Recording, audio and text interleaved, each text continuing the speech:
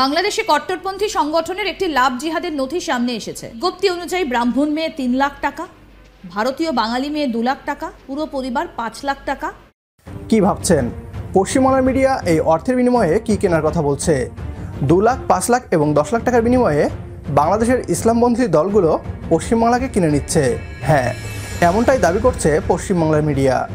বাংলাদেশের ইসলামপন্থী দলগুলো পশ্চিমবাংলার জনগণকে মুসলিম বানিয়ে পুরো পশ্চিমবাংলাকেই বাংলাদেশের রাজ্য হিসেবে যুক্ত করতে অর্থ ঢালছে। এতদিন পশ্চিমবাংলার মিডিয়া, বিশেষ করে ভারতীয় গদি মিডিয়ার দাবি ছিল মমতা ব্যানার্জি পশ্চিমবাংলাকে বাংলাদেশের সাথে যুক্ত করতে চায়।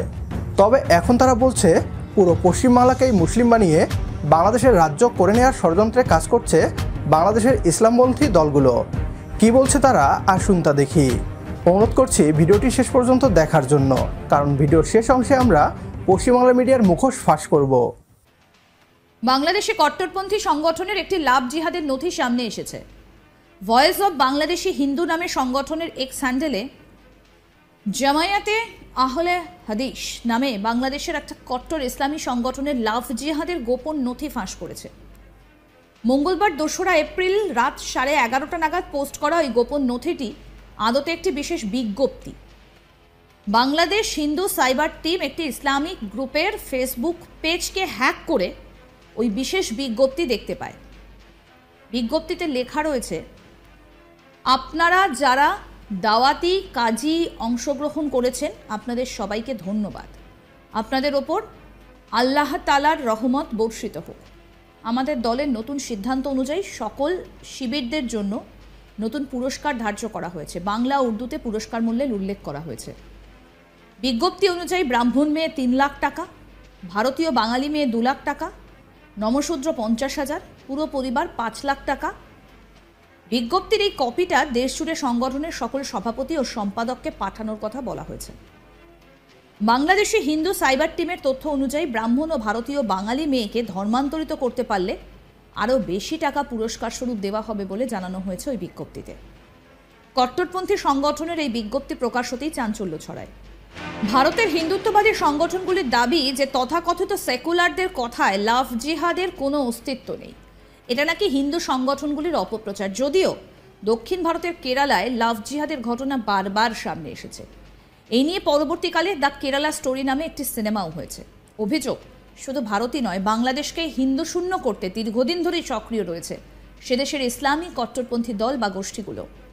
আপনারা নিশ্চয়ই অবগত আছেন, ভারতে লোকসভা নির্বাচন চলছে, আর এর মাঝে পশ্চিমবাংলার মিডিয়া হাজির হয়েছে এই গুজব নিয়ে। বাংলাদেশ থেকে পশ্চিমবাংলায় অর্থ দিয়ে ধর্মান্তরিত করা হচ্ছে বলে দাবি তাদের। বাস্তবতা পুরোপুরি ভিন্ন।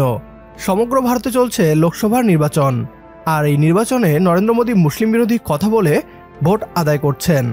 পশ্চিমবাংলায় নরেন্দ্র মোদীকে নির্বাচনে জেতাতে পশ্চিমবাংলার গদি মিডিয়া এখন প্রচার করছে বাংলাদেশ থেকে অর্থ দেওয়া হচ্ছে পশ্চিমবাংলার হিন্দুদের ধর্মান্তরিত করার জন্য।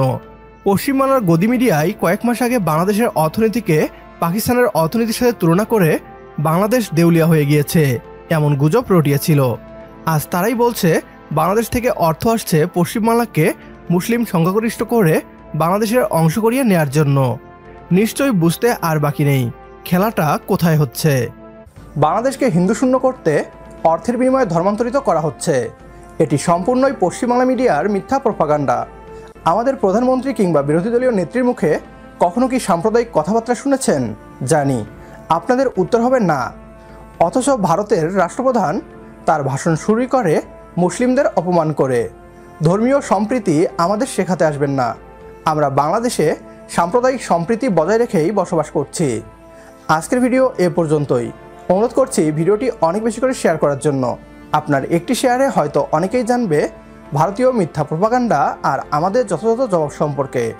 তো দেখা হচ্ছে পরের ভিডিওতে।